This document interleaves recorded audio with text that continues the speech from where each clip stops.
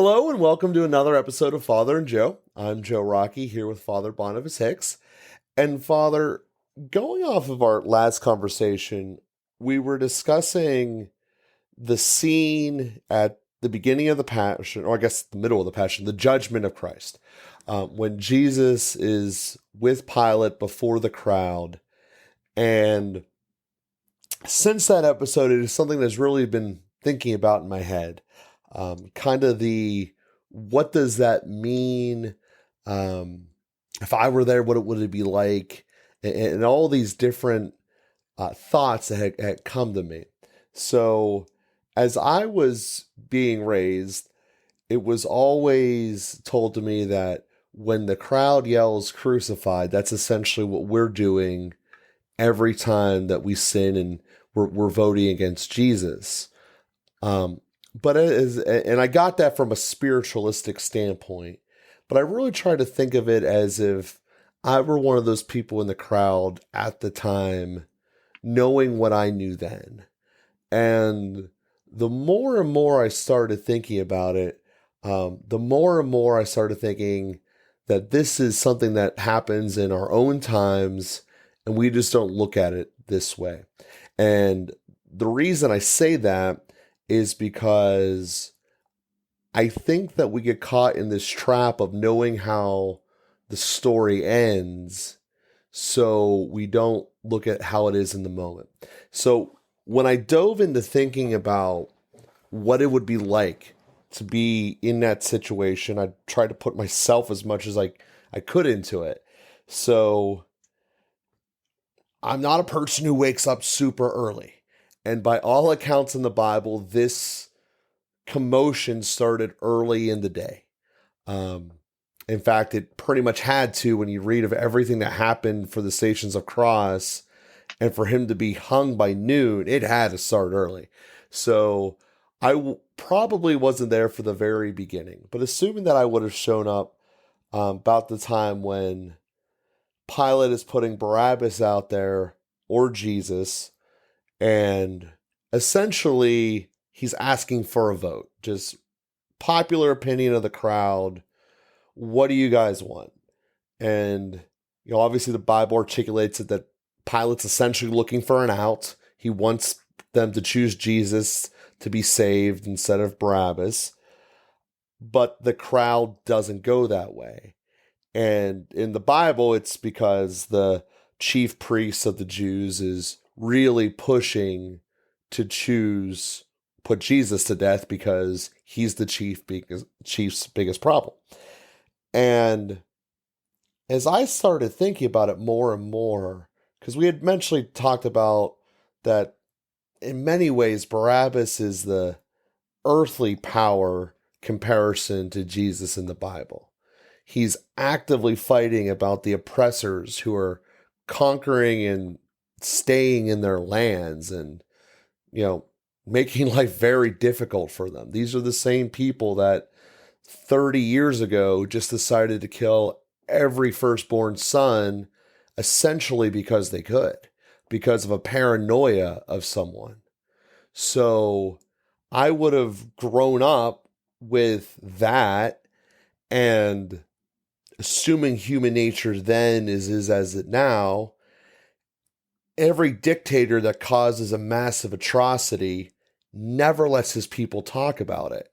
So I would have grown up in a household where we all know I had an older brother, but my mom's never allowed to talk about it. It probably brings her great pain. And I've seen this my whole life, and I've seen it to every other family in my village. And that's in me. I would have grown up with that had I been there. And we see there Jesus, who we go to Jerusalem every year as an entire faith. So I also have to assume that there's more than one chance I would have met him, but I also probably not best friends with the guy either. I probably have heard him the same way you might hear about a public speaker coming to talk. Yes, we're all meeting at the same place, but is everyone always paying attention, so on and so forth. So I can think that he's a very smart guy and he's the right direction. Certainly, the long term, that would be awesome if we all could just live in peace. But I'm also living in a world where, every month a tax collector's showing up taking more than I should pay. And if I don't, the soldiers from this oppressive army are going to be there. So I give that entire introduction to say that in modern times, we think it's really easy and sinful of all the Jews gathered to just go pick Barabbas. What are you guys thinking? But as we dive a little deeper, it's something that I can totally understand where they were coming from and where that was. So I wanted to kind of articulate that because I think in some very real ways, it shows that I'm in a bad place or potentially a bad place. But I wanted to kind of fully tell you kind of my thoughts of how I got to that answer, that I can totally see how someone would yell to save the one who's trying to save the immediate problem today of this guy murdered my brother, or this government murdered my brother, and we've lived in this shadow of pain ever since. So I wanted to give you that as my starting point, because obviously I know I'm coming from a spot that's the wrong answer. But I wanted to say, that's where I'm coming from, because I think that in modern times this happens way more often than we think. And it's something that I think the Bible is trying to teach us explicitly by telling us about the judgment.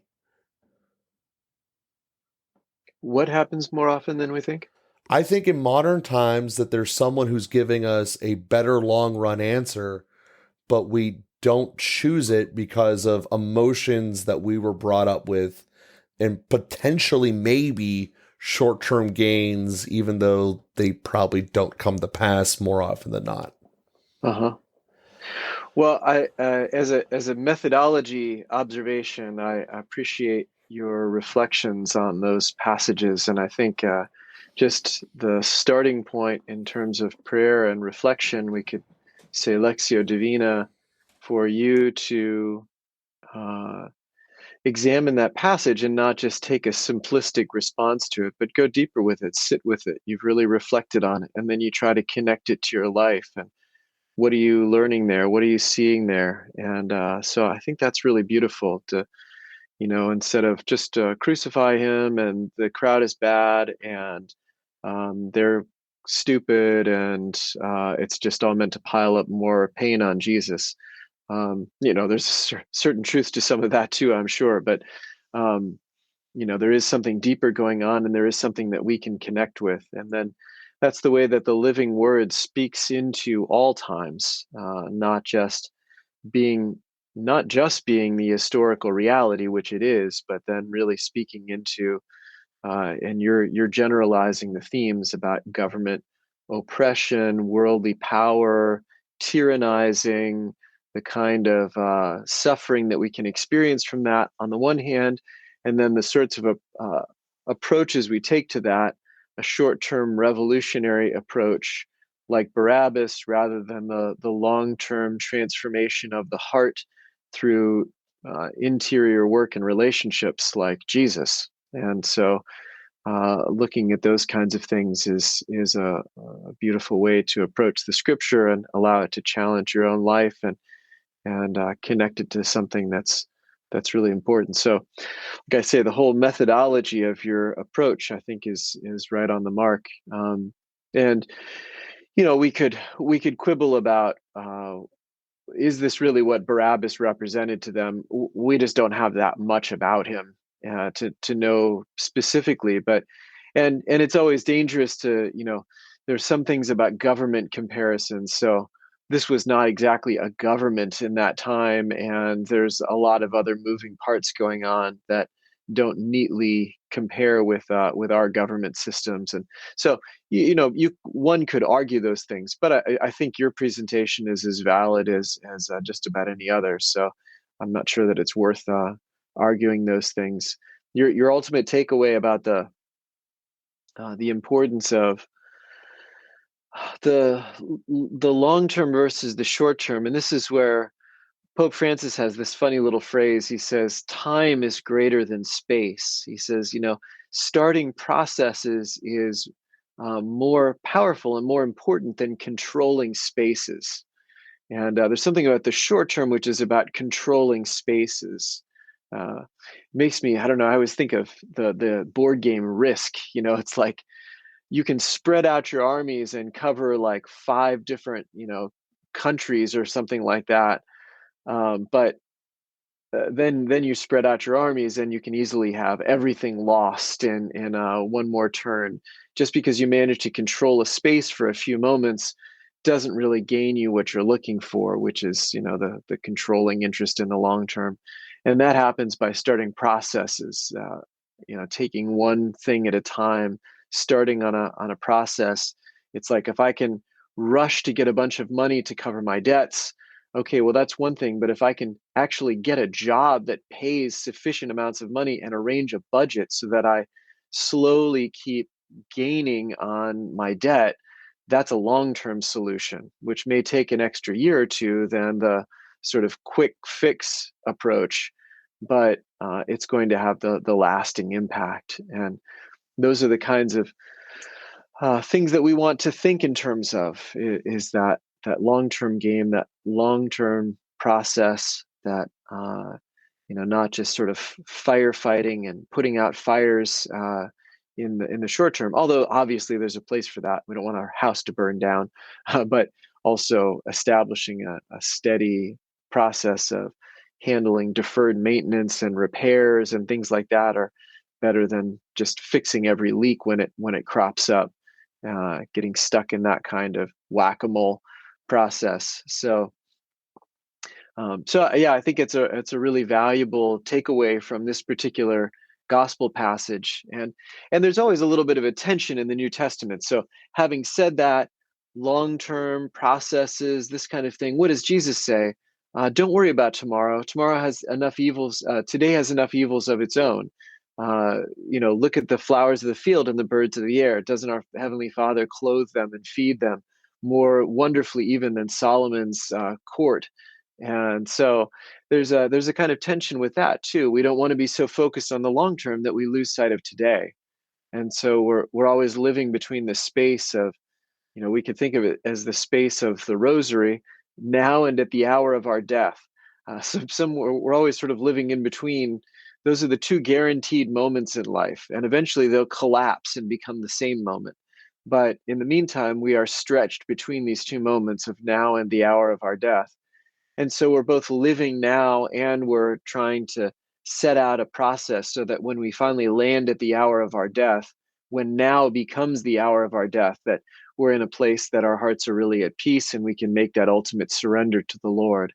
And so that's where, your look at the divine judge, not just the judgment of Pilate or the political process of the moment, not just this election or my political party or my particular momentary victory, but I want to keep my eyes also on the divine judge and make sure that my life can be held in account before him, even if it doesn't square up with the earthly judges and the earthly powers. And that's again where our faith, our conscience, our fidelity to Jesus, our fidelity to the truth that he's revealed to us, these things are the criteria by which we live today. Because that's the other thing, is as much as we may look, none of us can guarantee when the hour of our death will be. I mean, we don't know where that landing point is. And so we can't perfectly plan out that process.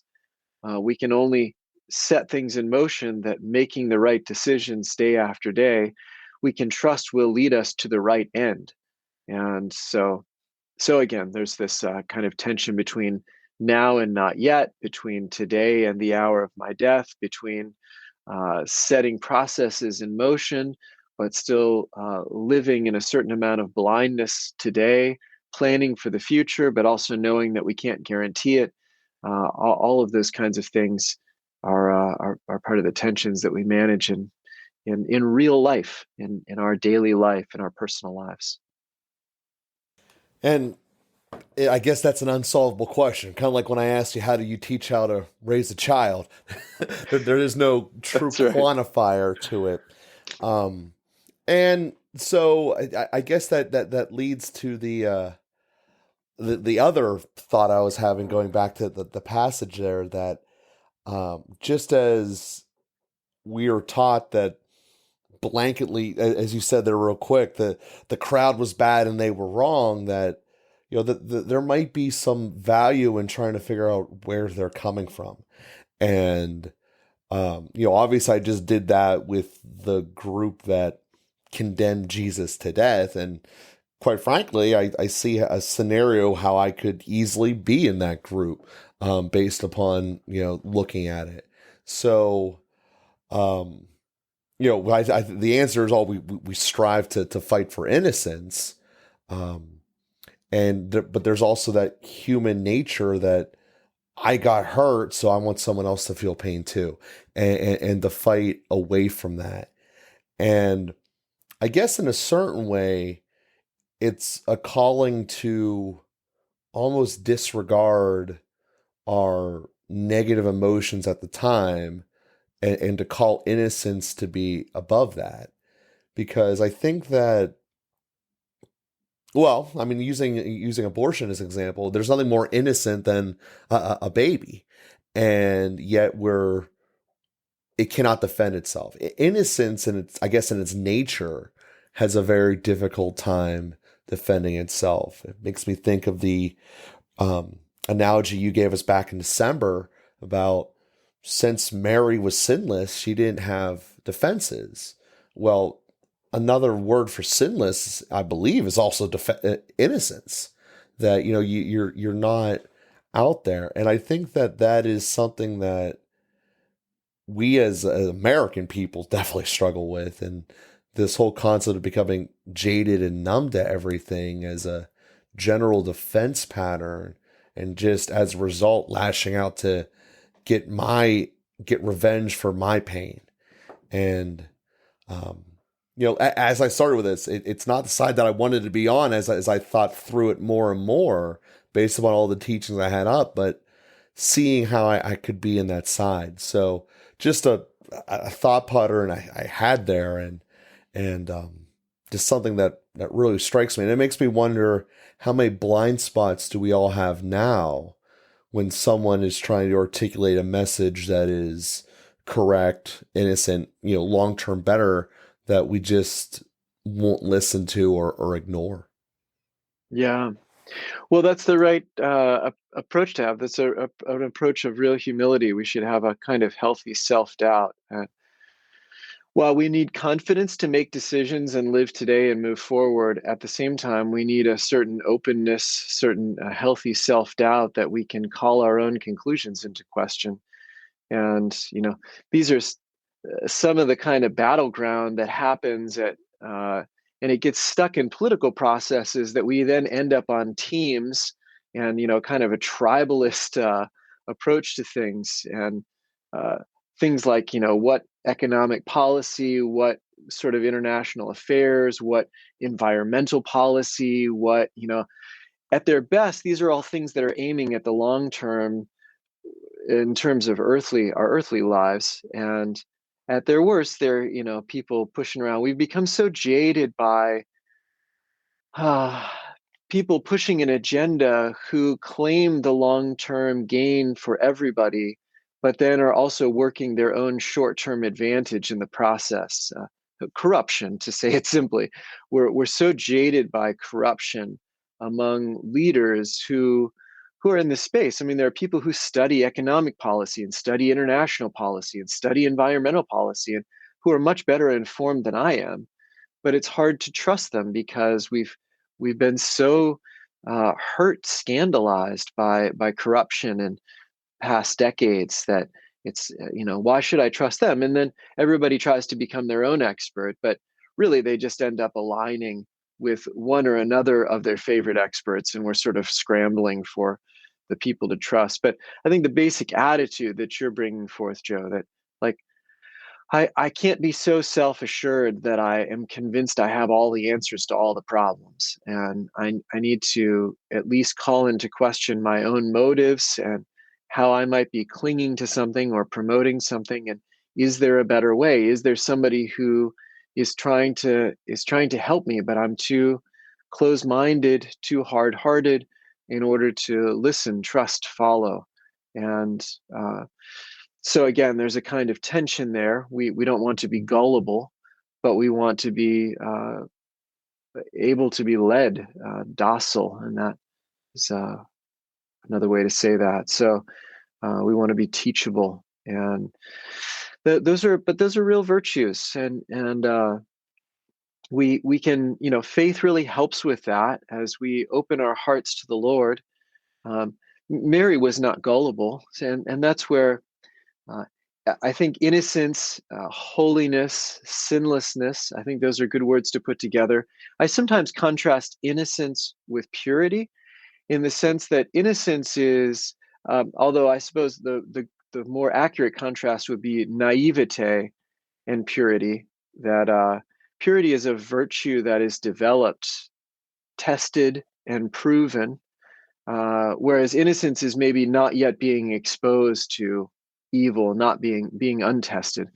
Not necessarily. We use innocence in both ways. Of something we talk about innocence being restored by the mystery of Easter, by the power of the resurrection, which is a very beautiful thing. A lot of people think of losing their innocence through their own experience of evil and personal sin, and then can become kind of despondent about that. But the power of the resurrection can restore innocence. That's what we say at the Easter Vigil and the Exultet, that the power of this holy night can restore lost innocence. So, in any event, innocence, sinlessness, holiness, that there is a real openness, there's a transparency, there's a teachability, but also there's a sensitivity to evil, to manipulation, and an unwillingness simply to be. It's not naivete. It's not simply being gullible. It's not just believing everybody who claims to have answers, but there's a certain discernment about it. Innocent as doves and cunning as serpents. There's shrewd as serpents. So that's the hard balance to keep. That we do want to be innocent and also shrewd, and it's easy for either of those to sort of take over the other one. And trying to strike the balance is part of the challenge of living our Christian life. And that's very well put, something to contemplate as we move forward through the rest of the week here. So I thank you for being with me here today, Father, and we hope that all the listeners out there enjoyed today's episode. Please, if you have not, please click subscribe and give us at least a star rating on whichever platform you're on. Recently, we have developed onto a lot of new platforms as they keep springing up. So part of the way that we're popping up on those is correlated through the Apple network. So if you are using any type of Apple device, an iPhone, an iPad, whatever, please make sure you give us a star rating. And if you have enough time, write a couple sentences about what you like or don't like about the show. So we thank you very much, and we will be with you again next week.